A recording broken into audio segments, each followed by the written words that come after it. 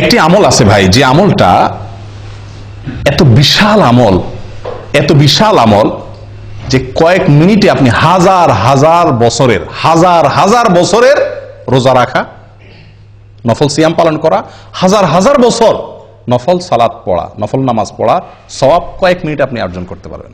বলবো পদ্ধতিটা? সুবহানাল্লাহ। নবী সাল্লাল্লাহু আলাইহি ওয়াসাল্লাম বলেন, মান গাসসালা ইয়াউমাল জুমআতি ওয়াগতাসাল ওয়া বাক্কারা ওয়াবতাকার ওয়া মাশা ওয়া লাম ইয়ারকাব ওয়া দানা মিনাল ইমামি ফাস্তামা ওয়া লাম ইয়ালগু। যে ব্যক্তি 5টা কাজ করবে জুমার দিনে, শুক্রবার দিনে যে ব্যক্তি কয়টা কাজ করবে? 5টা কাজ। আসলে কাজ একটা, 5টা শর্ত পূরণ করে একটি কাজ করবে, সে ব্যক্তির জন্য আল্লাহ সুবহানাহু ওয়া তাআলা কি রাখছেন বিনিময়? ফালাহু কান আলাহু আজ আমালু সানাতিন, তার জন্য 1 বছর আমল করার সওয়াব আল্লাহ তাআলা দিবেন। কান আলাহু বিকুল্লি খতওয়াতিন, প্রতি পদে প্রতি কদমে 1 বছরের আমলের সওয়াব। 1 বছরের কি আমলের সওয়াব সেটাও হাদিসে বলা হয়েছে, সিয়ামুহা ওয়া কিয়ামুহা আও কামা ক্বাল। 1 বছর নফল সিয়াম রাখলে, 1 বছর নফল নামাজ পড়লে যে সওয়াব হবে, 1 বছর 365টা নফল রোজা, 1 বছর তো 365 রাখাও যায় না, এই 1 বছরের নফল রোজা এবং 1 বছরের নফল নামাজের সওয়াব পাওয়া যাবে প্রতি কদমে।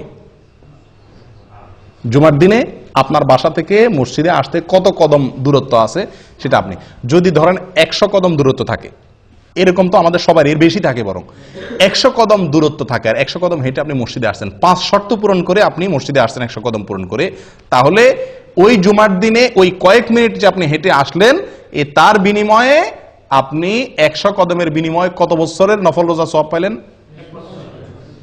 100 কদমের বিনিময়ে 100 বছর, 100 বছর নফল রোজা, 100 বছর নফল সালাতের সওয়াব পাইলেন ওই কয়েক মিনিটে। একটু চিন্তা করে দেখেন, 1 জুমা যদি এরকম হয়, 4 জুমা মাসে, 5 জুমা মাসে হয়, তাহলে আপনি 1000 বছরের আমলের সওয়াব তো শুধুমাত্র 1 মাসে আপনি কামাই করতে পারেন, এভাবে সারা জীবন।